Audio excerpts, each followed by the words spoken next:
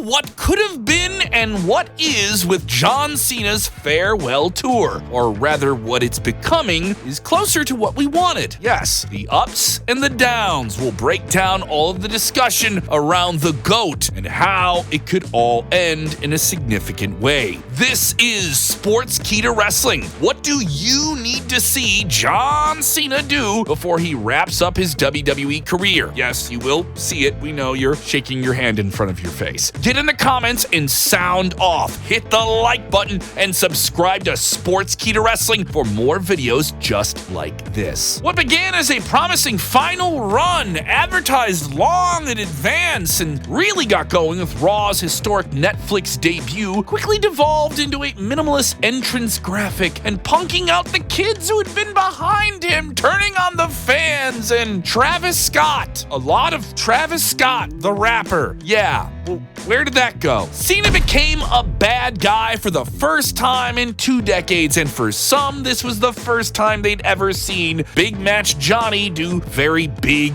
evil things as a heel. Yeah, and in the eyes of many, WWE kind of half-assed it. In the eyes of many, yeah, at least that's the best version of it that we can recall, and that's how maybe WWE even recalled it on their own reality docu-TV series, pulling back the entire curtain on WWE's creative process with WWE Unreal on Netflix. It felt like WWE was presenting him at the bare minimum of evil. Yes, it was evil with a lowercase e, while making the whole thing more about rap artists coming out to help him and The Rock on occasion and some built-up frustration from John Cena, but maybe the bite was simply there that we never actually got to see bite into someone. He did manage to win a record-breaking 17th WWE Championship at WrestleMania 41 when he cheated and sleazed his way out of Las Vegas, taking the title from Cody Rhodes. But when he had to defend the title against a valiant Cody Rhodes in a rematch at SummerSlam, a much better match than their WrestleMania one where Travis Scott was involved, subsequently Cena lost it, and something was quite different, and has been since. Almost like the John Cena we've come to know and love, Cena has returned to his good guy ways. A return to the nice guy John Cena was teased both in advance on the Go Home SmackDown and within that big match at SummerSlam by Cody and Cena themselves. And it was confirmed when WWE rolled out the classic graphics with the C-Nation style Never Give Up entrance, which got a huge pop. Cena and Cody then proceeded to have a match that was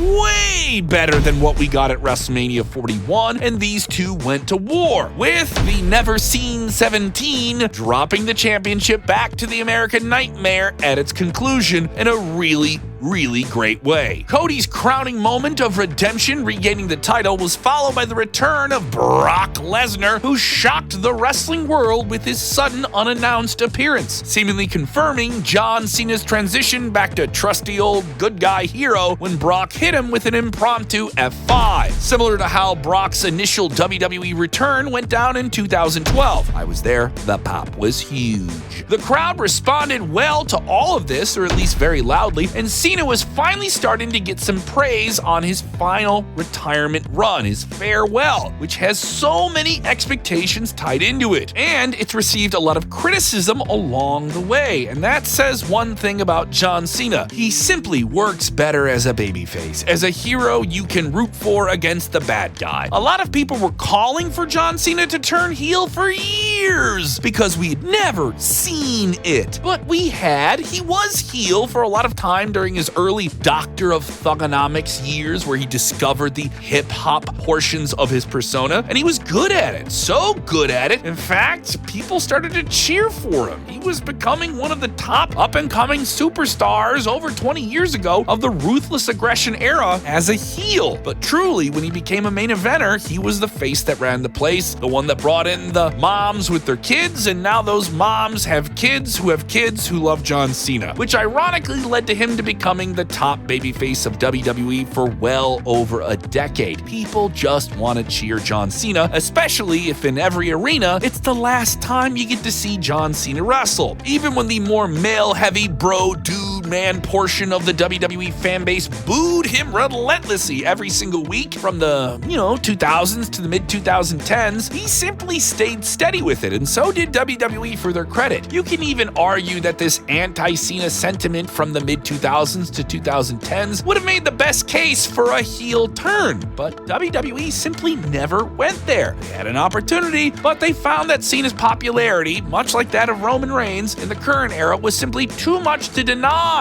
Even if fans were booing him, WWE and the boss at the time, Vince McMahon, wanted to stick with John Cena. And maybe that wasn't to the benefit of all the other wrestlers that Cena was working with at the time, but what the audience was telling them, so they went with it. We talk a lot about this because it's really important thing to make note of here. Because of all the boos Cena received, there was always a counter of cheers. There was a conflict. No one was quiet on one side of the audience or the other. They were always very, very loud for John Cena, and the merch sales backed it up and spoke for themselves. There are so many children in all walks of life who've loved John Cena, and why so many children are still in love with him today as adults who've stayed wrestling fans, maybe through his many charitable works with projects like the Make-A-Wish Foundation. He became an inspirational figure, a figure of hope, like wrestling Superman, which is why some disgruntled fans maybe had the backhanded nickname of Super Cena. He's not the indie guy, even though he worked his way up through the wrestling ranks like everybody else. He never gave up, and that reflected on his portrayal in all of his matches. No task was too big for Cena to overcome inside the ring, no matter how talented, large, or vast in number they were. Cena, for the most part, had a pretty gritty disposition, but he was never in your face or really pushing it over the edge for the older generation to get on board with. But something that really resonated with younger generations was John Cena. He was their guy, so much so that he became a household name even before he transitioned into Hollywood. So knowing all of that about John Cena, it was no surprise that wrestling fans lost their minds when he had a heel turn at the Elimination Chamber this year. I was there. Some people were truly caught off guard. It was a heel turn of heel turn. Some, though, in retrospect, label it as rushed and half-hearted. Was there a plan? Possibly there was a plan, but based on the way that fans simply didn't buy into booing John Cena but reacted to him almost the same way, there was some boos, but they weren't fully on board with turning John Cena into Darth Vader. They liked themselves some John Cena. They didn't play any of Cena's strengths really within this role. Aside from a few stellar promos with the likes of Randy Orton and CM Punk, because hey, it's still John Cena, he's still one of the best talkers of the modern age. Yeah, he was still able to get those storylines over the line, but there was still something missing and weird, as this was still on the countdown of John Cena's final run. There was only a year left of John Cena, and it felt like WWE was spending some of this precious time to maybe force something that wasn't actually getting where they intended it to go. And when his record-breaking 17th world title reign was winding down, a judgment call clearly was made that heel John Cena by WWE Creative was not clicking, so let's go in a different direction. And maybe this was the direction they were going to go the whole time. His matches with the likes of Cody Rhodes, Randy Orton, and CM Punk were entertaining, and their spectacle factor was there, also amplified by raucous live crowds knowing they were seeing John Cena for the last time.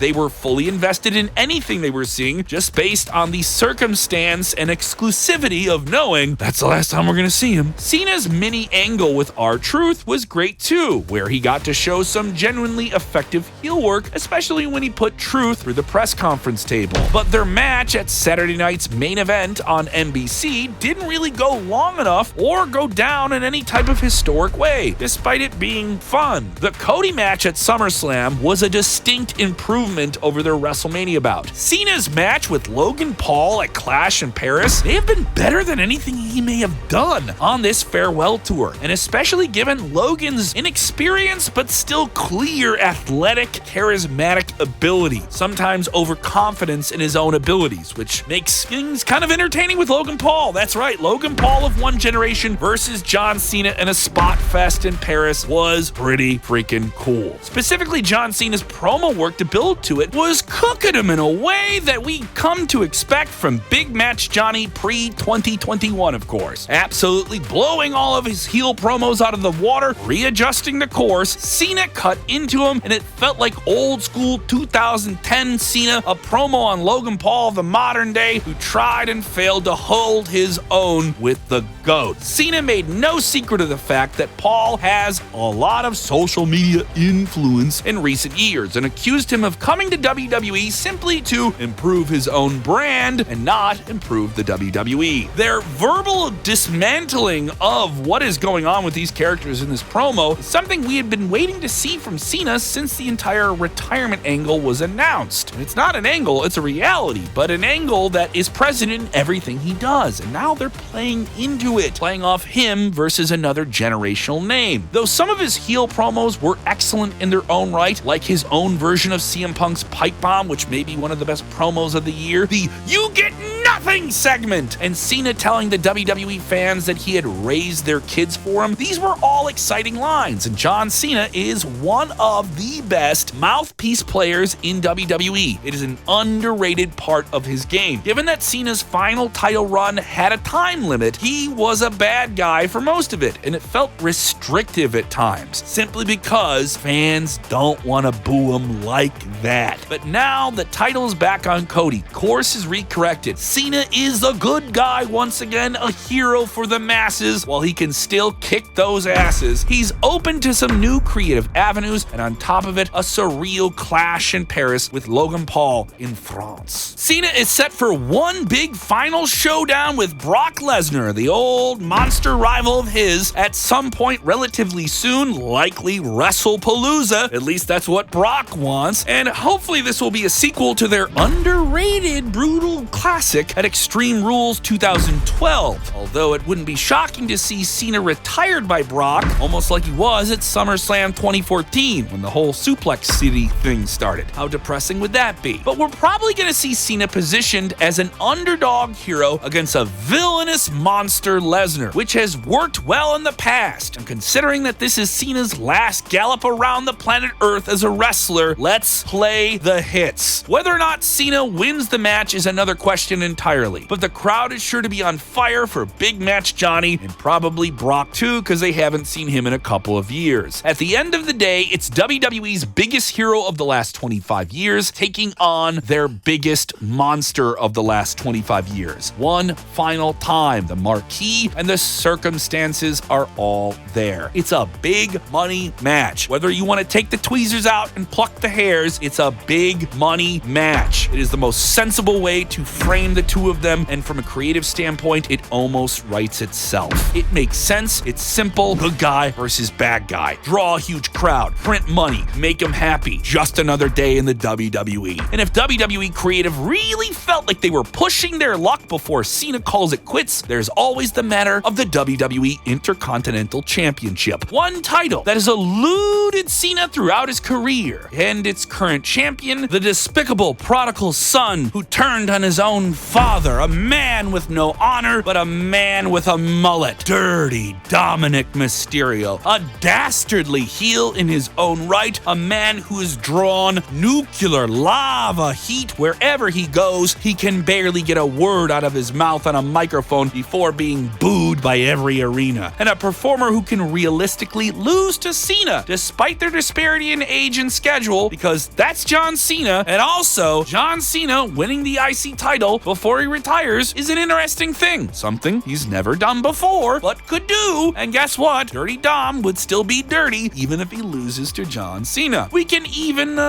maybe fake Cena's retirement initially and bring him back for a huge pop at WrestleMania, a surprise challenger, get a big reaction, have a glorified squash match with Dominic, win the IC title, retire as champion while vacating on the way out. I know, that one is pretty outlandish. You can tell us that in the comments. It could give John Cena one more WrestleMania moment, one more championship, one more dominant win like the old days to send him off to the sunset, and salute from his baseball cap. And it's actually possible now that he's a babyface hero again. But possible, still not likely. Yeah, I know, we're spitballing some ideas here in this depthful part of the video, but after the heel run got mixed reactions at best, a retirement tour that has been lackluster is valleyed in the middle, but is coming back up despite drawing massive crowds. People are still buying tickets. Cena is finally in the position to make some truly memorable kiss you goodbye final moments before he calls it a career as a professional wrestler in WWE. His career is fast approaching its end point as of this writing, and WWE is clearly acting like this with every single appearance he makes on television, noting his recent match with Sami Zayn in Chicago where he broke out big in his WWE career. They had a long match, one of the longest television matches John Cena's had in a long time. It felt special, and they're trying to capitalize on that old school "I'm seeing you one more time" nostalgia moment on every single appearance. The last real champion, John Cena, every time you see him in town, like I said, it's the last time. And that's another part of this video. What do you need to see John Cena do before he calls it a career? Who is the person he needs to have that final match with in December? How should that match go down? I know, that's the hard part. We're still trying to consider ourselves, and we want to hear from you in the comments below. Maybe we can use some of your comments for a future video as well. This is Sportskeeda Wrestling. Why not consider enabling those notifications on too? So click that little bell ding icon so you know when we never drop a video just like this. Hit the like button. It really helps us climb the proverbial ladder of the internet, and get in those comments below. Share the link with your wrestling fans so you don't stink, and let us know what you need to see John Cena do before he retires at the end of this year. That's right, sound off in the comments below. You've been watching Sportskeeda Wrestling.